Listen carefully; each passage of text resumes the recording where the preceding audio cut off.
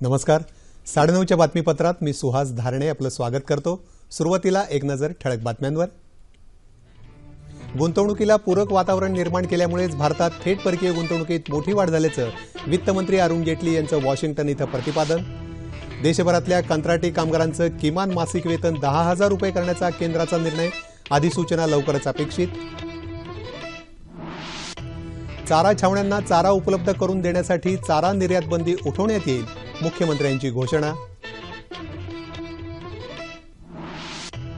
पश्चिम बंगाल विधानसभा निवडणुकीच्या दुसऱ्या टप्प्यात आज सुमारे 80% मतदान झाल्याचा प्राथमिक अंदाज. राज्यातल्या 1,151 ग्रामपंचायतींसाठी 75%, तर 6 नवनिर्मित नगरपंचायतींच्या पहिल्या सार्वत्रिक निवडणुकीत 78% मतदान झाल्याचा प्राथमिक अंदाज. दुष्काळग्रस्त लातूर, उस्मानाबाद आणि बीड या जिल्ह्यातल्या शेतकऱ्यांच्या कर्जांचं पुनर्गठन येत्या 30 एप्रिलपर्यंत 30 मेपर्यंत नव्यानं कर्ज वाटप करणार. आणि ज्येष्ठ चित्रपट अभिनेते जितेंद्र यांना यंदाचा राज कपूर जीवनगौरव पुरस्कार, तर अनिल कपूर यांना विशेष योगदान पुरस्कार. आणि आता सविस्तर वृत्त. भारतानं सर्वच क्षेत्रांमध्ये गुंतवणुकीला पूरक वातावरण निर्माण केलं असल्यामुळे गेल्या 2 वर्षात भारतात परकीय थेट गुंतवणुकीत मोठी वाढ झाली असल्याचं वित्तमंत्री अरुण जेटली यांनी सांगितलं. वॉशिंग्टन इथं सुरू असलेल्या जागतिक बँकेच्या विकास समितीच्या 93व्या बैठकीला ते संबोधित करत होते. Make in India, digital India यासारख्या उपक्रमांद्वारे भारतानं सर्व क्षेत्रात गुंतवणुकीसाठीची धोरणं शिथिल केली आहेत. त्यामुळे थेट परकीय गुंतवणुकीत 30 ते 40% वाढ झाली आहे, असं ते म्हणाले. वाढती अनिश्चितता आणि आर्थिक यंत्रणांमधील अस्थिरता या पार्श्वभूमीवर आंतरराष्ट्रीय नाणेनिधीनं आपल्या स्रोतांचं परीक्षण करून भविष्यात आंतरराष्ट्रीय आर्थिक संकटाच्या वेळी ती पुरेशी बळकटी देणारी आहेत का याची खात्री करून घ्यायला हवी. यासाठीची जबाबदारी केवळ आंतरराष्ट्रीय नाणेनिधीच घेऊ शकतो, असं जेटली म्हणाले. आंतरराष्ट्रीय पुनर्रचना आणि विकास बँक तसंच आंतरराष्ट्रीय वित्त महामंडळात विकसित देशांचा वाटा वाढवून तो 50% केला पाहिजे, अशी मागणीही जेटली यांनी यावेळी केली. मध्यम उत्पन्न असलेल्या देशांना तसंच गरीब देशांना जागतिक बँक, आंतरराष्ट्रीय पुनर्रचना आणि विकास बँक तसंच आंतरराष्ट्रीय वित्त मंडळाच्या माध्यमातून कर्ज पुरवतं.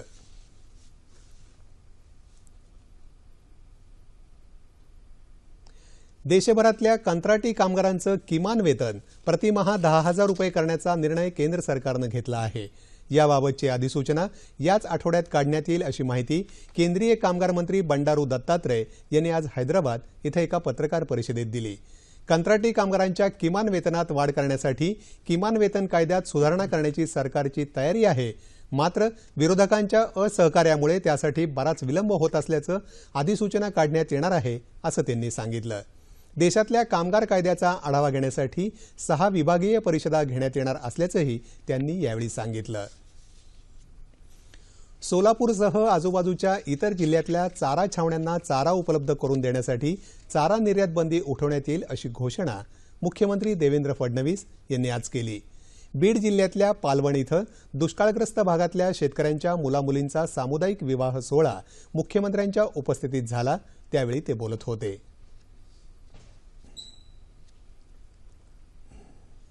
या निमित्ताने मी या ठिकाणी सर्व आमच्या छावण्याचे जे मालक या ठिकाणी आले आहेत त्यांनाही विनंती करतो की अडचण असली तरी योग्य प्रकारे छावण्या चालवा आणि चारा छावण्यांकरता जे ट्रक या ठिकाणी येतील ते ट्रक निश्चितपणे त्या ठिकाणी चाराबंदी मुक्त असले पाहिजेत, अशा प्रकारचे निर्देश हे निश्चितपणे त्या ठिकाणी देण्यात येतील आणि कुठल्याही परिस्थितीत आमच्या जनावरांना चारा मिळाला पाहिजे हा प्रयत्न या ठिकाणी केला जाईल. मराठवाड्यात सध्या अभूतपूर्व दुष्काळाची परिस्थिती आहे. मात्र दुष्काळग्रस्त जनतेला दिलासा देण्यासाठी शासन सर्वतोपरी प्रयत्न करत आहे. सध्या राज्यावर भरपूर कर्ज असलं तरी शेतकऱ्यांना दिलासा देण्यासाठी गरज भासल्यास पुन्हा कर्ज काढण्याची राज्य सरकारची तयारी आहे, असं मुख्यमंत्री म्हणाले. मनरेगाच्या माध्यमातून बीड जिल्ह्यातल्या 41,000 मजुरांना रोजगार उपलब्ध करून दिल्याबद्दल मुख्यमंत्र्यांनी जिल्हाधिकाऱ्यांचं कौतुक केलं. राज्य सरकारची सर्वोच्च प्राथमिकता पिण्याच्या पाण्याला असून त्यानुसार पाणी साठ्यांचं योग्य व्यवस्थापन करण्याचे आदेश विभागीय आयुक्त आणि जिल्हाधिकाऱ्यांना दिले असल्याचं मुख्यमंत्री देवेंद्र फडणवीस यांनी आज जालना इथं स्पष्ट केलं. दारू उत्पादन हा सरकारच्या प्राधान्याचा विषय कधीच नव्हता असं त्यांनी प्रदेश भाजपातर्फे आयोजित केलेल्या सामुदायिक विवाह सोहळ्याच्या वेळी सांगितलं। आज जालना इथं प्रदेशाध्यक्ष खासदार रावसाहेब दानवे यांच्या पुढाकारातून 551 जोडप्यांचा विवाह झाला। दुष्काळग्रस्त शेतकऱ्यांना दिलासा देण्यासाठी वर्षभरात 1,500 जोडप्यांचा सामूहिक विवाह करण्यात येणार असून या सर्व नवपरिणीत जोडप्यांना सरकारतर्फेही मदत केली जाईल अशी घोषणा मुख्यमंत्र्यांनी यावेळी केली। सरकारी मदतीचा हा निर्णय काल 16 एप्रिलपासून लागू होणार असून शिवसेनेतर्फे आयोजित केलेल्या विवाह सोहळ्यातल्या जोडप्यांनाही या मदतीचा लाभ मिळेल असं मुख्यमंत्र्यांनी स्पष्ट केलं आहे। आज जालना इथं विवाहबद्ध झालेल्या 551 जोडप्यांना ब्रिजलाल खुराना यांच्यातर्फे प्रत्येकी 20,000 रुपयांचा आहेर भाजपा प्रदेश कार्यालयातून देण्यात येणार असल्याचं खासदार दानवे यांनी यावेळी सांगितलं। या विवाह सोहळ्याला महसूल मंत्री एकनाथ खडसे, सहकार मंत्री चंद्रकांत पाटील, शिक्षण मंत्री विनोद तावडे यांच्यासह अनेक मंत्री, पदाधिकारी आणि कार्यकर्ते उपस्थित होते। दक्षिण अमेरिकेतल्या इक्वेडोर इथं 7.8 रिश्टर स्केल इतक्या तीव्रतेचा भूकंपाचा धक्का बसला। या भूकंपात 77 जण दगावल्याची भीती व्यक्त करण्यात येत आहे। गेल्या काही दशकातला इक्वेडोरमधला हा सर्वात विनाशकारी भूकंप असून इथल्या 6 प्रांतांमध्ये आपत्कालीन स्थिती घोषित करण्यात आली आहे। या भूकंपात अनेक इमारती जमीनदोस्त झाल्या असून मदत आणि बचाव कार्य सुरू आहे।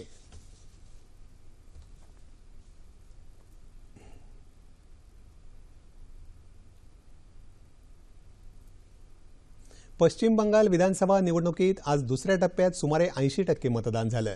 या टप्प्यात 7 जिल्ह्यात 56 जागांसाठी मतदान झालं। आजच्या टप्प्यात 33 महिलांसह एकूण 383 उमेदवार रिंगणात होते। मतदान सुरळीत व्हावं यासाठी केंद्रीय निमलष्करी दलाचे जवान तैनात करण्यात आले होते। सर्वत्र मतदान शांततेत पार पडल्याचं निवडणूक आयोगानं म्हटलं आहे। राज्यातल्या 1,151 ग्रामपंचायतींसाठी आज सुमारे 75% तर 6 नवनिर्मित नगरपंचायतींच्या पहिल्या सार्वत्रिक निवडणुकीत सुमारे 78% मतदान झाल्याचा प्राथमिक अंदाज आहे। सिंधुदुर्ग जिल्ह्यातल्या कुडाळ, सातारा जिल्ह्यातल्या लोणंद, सोलापूर जिल्ह्यातल्या माढा, माळशिरस आणि मोहोळ तर उस्मानाबाद जिल्ह्यातल्या लोहारा बुद्रुक या नवनिर्मित नगरपंचायतींसाठी आज झालेलं मतदान शांततेत पार पडल्याची माहिती राज्याचे निवडणूक आयुक्त जे.एस. सहारिया यांनी दिली आहे। याबरोबरच आज राज्यातल्या काही जिल्हा परिषदा, नगर परिषदा आणि महापालिकांमधल्या रिक्त पदांसाठी पोटनिवडणूक घेण्यात आली। नवी मुंबई महापालिकेच्या प्रभाग क्रमांक 6च्या पोटनिवडणुकीत राष्ट्रवादी काँग्रेसच्या संध्या यादव विजयी झाल्या। अन्य सर्व ठिकाणी उद्या मतमोजणी होणार असून निकाल जाहीर झाल्यानंतर संबंधित ठिकाणांची आचारसंहिता संपुष्टात येईल असं सहारिया यांनी म्हटलं आहे। लातूर, उस्मानाबाद आणि बीड या दुष्काळग्रस्त जिल्ह्यांमधल्या शेतकऱ्यांच्या कर्जाचं पुनर्गठन येत्या 30 एप्रिलपर्यंत करून 30 मेपर्यंत त्यांना नव्यानं कर्ज वाटप करण्यात येईल असं राज्याच्या ग्रामविकास आणि जलसंधारण मंत्री पंकजा मुंडे यांनी आज लातूर इथं सांगितलं। खरीप हंगामाच्या पूर्वतयारीचा आढावा घेण्यासाठी आयोजित करण्यात आलेल्या बैठकीनंतर त्यांनी पत्रकारांना ही माहिती दिली। शेतकऱ्यांना पावसाच्या प्रमाणात खतं आणि बियाणं उपलब्ध करून दिली जातील। शेतकऱ्यांचं नुकसान होऊ नये यासाठी 3ही जिल्ह्यांमध्ये सोयाबीन, तूर, बाजरी आणि सूर्यफुलाची लागवड व्हावी यासाठी प्रयत्न करण्यात येतील असंही त्यांनी यावेळी सांगितलं। शेतकऱ्यांना कर्जपुरवठा करण्यात टाळाटाळ करणाऱ्या बँकांवर कारवाई करावी लागेल असा इशाराही त्यांनी दिला। जलयुक्त शिवार मोहिमेनंतरचा टप्पा शिवाराकडून शेताकडे असा असेल आणि तो 2018 मध्ये सुरू करण्याचा मानस त्यांनी आज व्यक्त केला।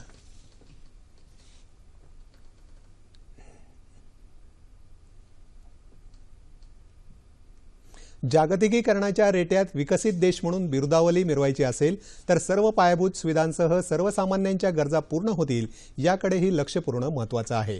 तरच खऱ्या अर्थानं शहरं स्मार्ट होतील।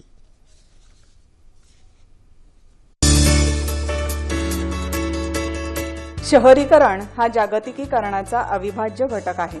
शहरीकरणात जसं पायाभूत सोयी सुविधा आणि स्वच्छता महत्त्वाची आहे तसं सामान्य नागरिकांना डोळ्यासमोर ठेवून स्मार्ट शहरांचा आराखडा तयार करणंही तितकंच गरजेचं।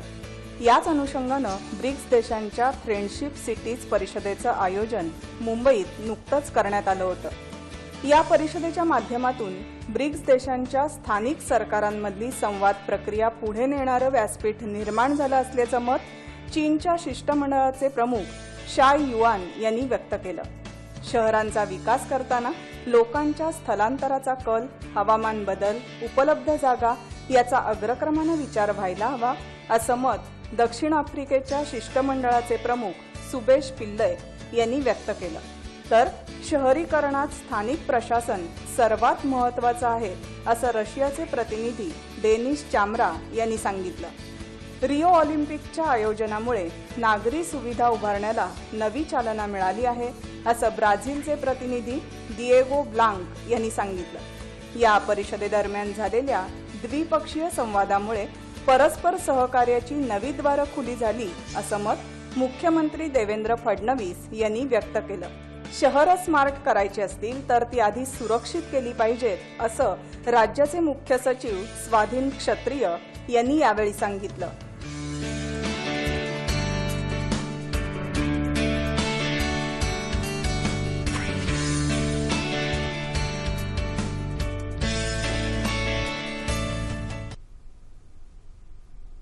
ब्रिक्स देशांची परिषद नुकतीच मुंबईत आयोजित करण्यात आली होती. परिषदेविषयी अधिक माहिती देण्यासाठी राज्याचे मुख्य सचिव स्वाधीन क्षत्रिय आज आपल्या स्टुडिओमध्ये आले आहेत. क्षत्रिय साहेब नमस्कार. 9:30च्या बातम्यांमध्ये आपलं स्वागत. आपलं आणि सर्व श्रोत्यांना माझा नमस्कार. येस, आता नुकतीच 14 ते 16 एप्रिल दरम्यान ब्रिक्स परिषद आपल्या इथं आयोजित करण्यात आली होती.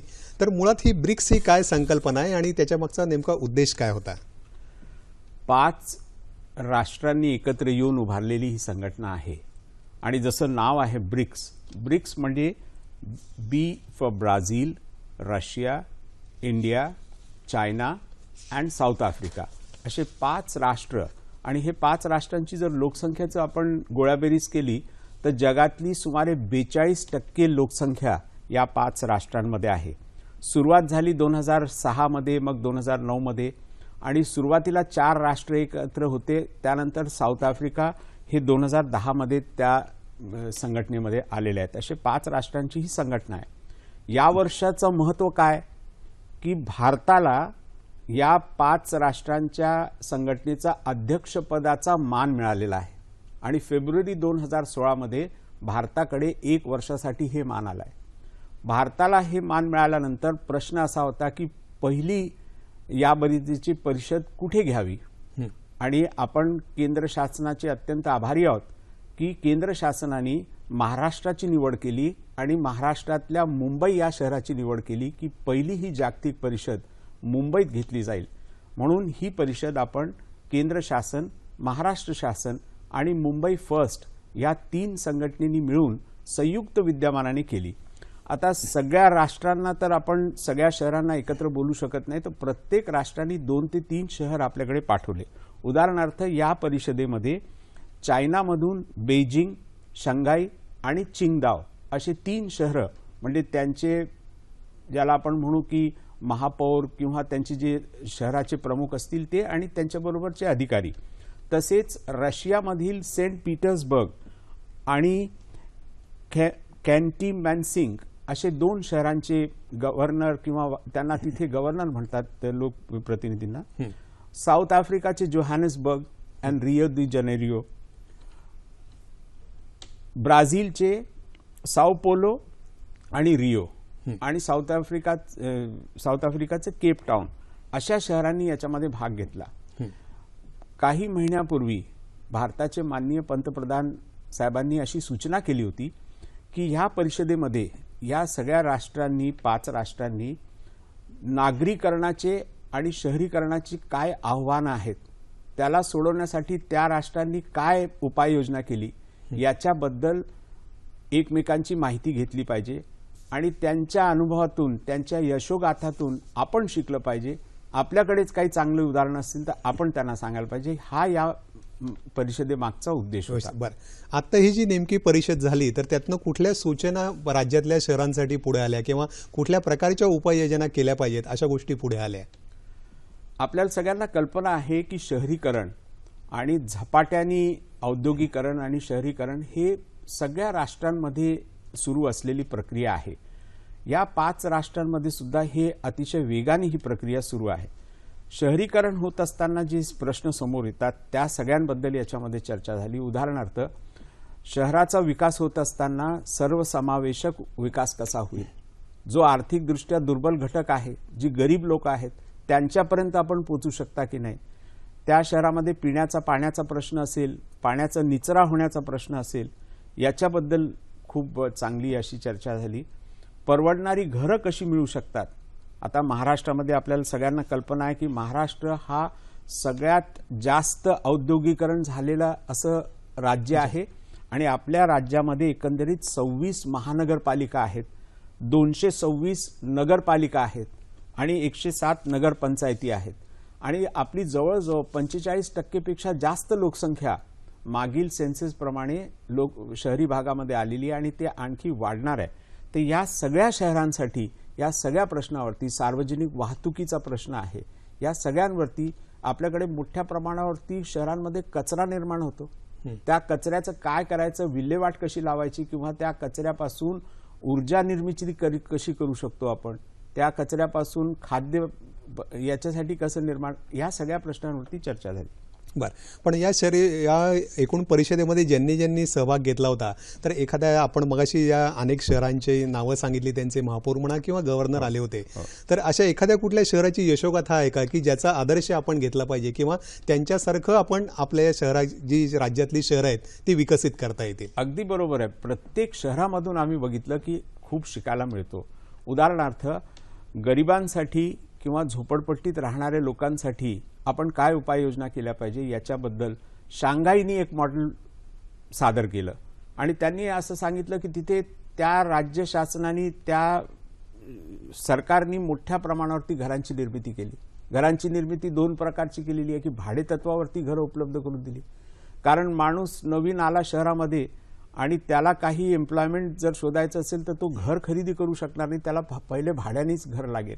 आणि मग काही घरं मालकी तत्वावरती घरं सुद्धा त्यांनी त्याला सोयीचे हप्ते पाडून दिलेले आहेत, पण विनामूल्य घर देण्याचा प्रकार तिथे नाही आहे. दुसरा आम्ही उदाहरण बघितलं ब्राझीलमध्ये आम्हाला असं सांगण्यात आलं की तिथे जरी लोक झोपडपट्टीत आहेत मोठ्या प्रमाणावरती, परंतु तिथली स्वच्छता ही वाखाणण्यासारखी आहे आणि प्रत्येक झोपडपट्टीच्या घरामध्ये सुद्धा शौचालय दिलेलं आहे शासनाने आणि त्या शौचालयाचं मेंटेनन्सची जबाबदारी घेतलेली आहे. तिथल्या मुलांना चांगल्या प्रकारचं शिक्षण प्राप्त व्हावं ही जबाबदारी पार पाडण्यात आलेली आहे. तर असे उदाहरणं तिथून आम्ही बघितलं. आम्ही त्यांना आपलं मुंबईचं उदाहरण दिलं की आम्ही सुद्धा झोपडपट्टी सुधार प्राधिकरण नेमलेलं आहे आणि आम्ही आहेत त्या जागेवरतीच लोकांचं पुनर्वसन करण्याचा प्रयत्न करतो. आता आपण सुमारे 270 चौरस फुटाची सदनिका त्यांना देत आहोत, मालकी हक्काने देत आहोत. हे उदाहरण आम्ही त्यांना दिलं की जमिनीचा वापर, रिसोर्सेस रेज करण्याकरता कसं करावं.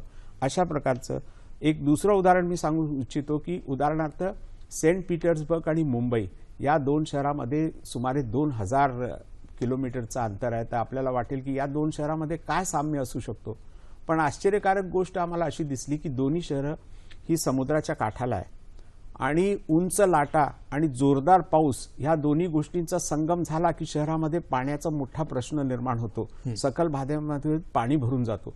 तर त्या शहरांनी आम्हाला असं सांगितलं, तिथले महापौर महोदयांनी, की आम्ही याला कायमस्वरूपी उपाययोजना केलेली आहे आणि त्यांनी असंही सांगितलं की आमचे जे नदी नाले होते ते आम्ही एवढे स्वच्छ केले की आता तिथे अजिबात दुर्गंध किंवा असं नाही, सतत पाणी वाहत असतो आणि त्या नदी नाल्यांचा वापर आता सार्वजनिक वाहतुकीसाठी केले जातो.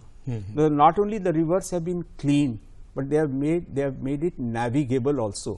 तर हे आम्ही त्यांना उदाहरण सांगितलं की आम्हाला मुंबई शहरामध्ये मिठी नदीचा मोठा प्रश्न आहे आणि मिठी नदीला आम्ही जर स्वच्छ करू शकलो, मिठी नदीला जर आम्ही वाहतुकीसाठी खुलं करू शकलो, तर मला वाटतं की एक फार मोठं काम आपल्या त्या दृष्टीने केलं जाईल आणि ज्या दुसऱ्या देशातल्या शहरामधल्या ज्या चांगल्या गोष्टी आहेत त्या आपण आत्मसात करायला हरकत नाही. परंतु या सगळ्या ज्या प्रक्रियेमध्ये लोकसहभाग कसा आहे आणि कितपत महत्वाचा वाटतो आपल्याला? लोकसहभागवरती सगळ्यांचं मत असं होतं की आपण शहरामध्ये काय उपाययोजना केल्या पाहिजे आणि नागरिकांना हे विचारलं पाहिजे की याच्याबद्दल त्यांचा अग्रक्रम काय. आणि ही प्रक्रिया आपण भारतामध्ये, महाराष्ट्रामध्ये सुरू केलेली आहे. नागपूर असो की पुणे असो, जिथे जिथे आपल्याला स्मार्ट सिटी करायची आहे तर सगळ्यात पहिला पाऊल आपण काय म्हटलेलं आहे की नागरिकांना विचारतो. आणि नागरिकांना विचारल्यानंतर आम्हाला असं दिसून आलं की नागरिक ज्या गोष्टींना प्राधान्य देतो ते फार सोप्या आणि सरळ गोष्टी असतात. बहुतेक ठिकाणी नागरिकांनी म्हटलं की साहेब आम्हाला फक्त शहर स्वच्छ करून पाहिजे, आम्हाला पाणी पुरेसा, मुबलक आणि स्वच्छ मिळेल हे पाहिजे. त्यांच्या काही फार मोठ्या अशा अपेक्षा नसतात.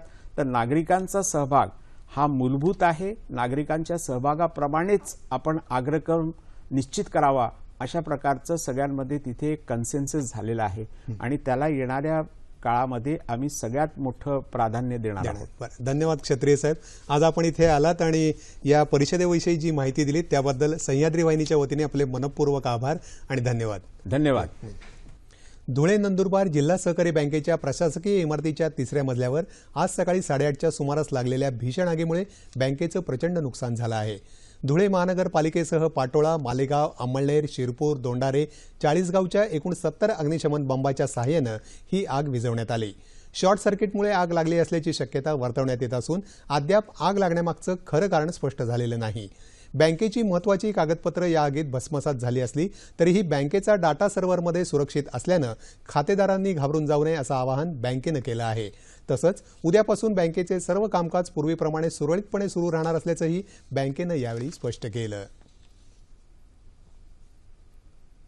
दिवंगत हिंदी चित्रपट निर्माते, दिग्दर्शक, अभिनेते राज कपूर यांच्या स्मृतिप्रित्यर्थ राज्य सरकारतर्फे देण्यात येणाऱ्या जीवन गौरव पुरस्कारासाठी यंदा अभिनेते जितेंद्र यांची तर राज कपूर विशेष योगदान पुरस्कारासाठी अभिनेते अनिल कपूर यांची निवड करण्यात आली आहे.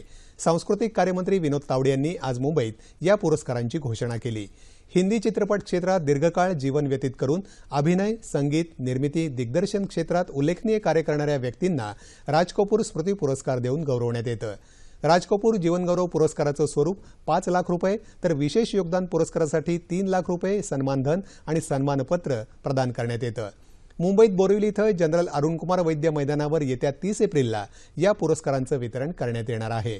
जितेंद्र यांनी त्यांच्या कारकिर्दीत 200हून अधिक चित्रपटांमध्ये भूमिका केल्या असून त्यापैकी जवळपास 100 चित्रपट लोकप्रिय ठरले आहेत. हवामान. देशातल्या 8 राज्यांमध्ये उष्णतेची लाट कायम आहे. पश्चिम बंगालमधल्या बंकुरा इथं आज 46 अंश सेल्सिअस तापमानाची नोंद झाली. थंड हवेचं ठिकाण म्हणून प्रसिद्ध असलेल्या सिमल्यामध्येही यंदाच्या उन्हाळ्यातलं सर्वाधिक म्हणजे 26.8 अंश सेल्सिअस तापमान नोंदवण्यात आलं.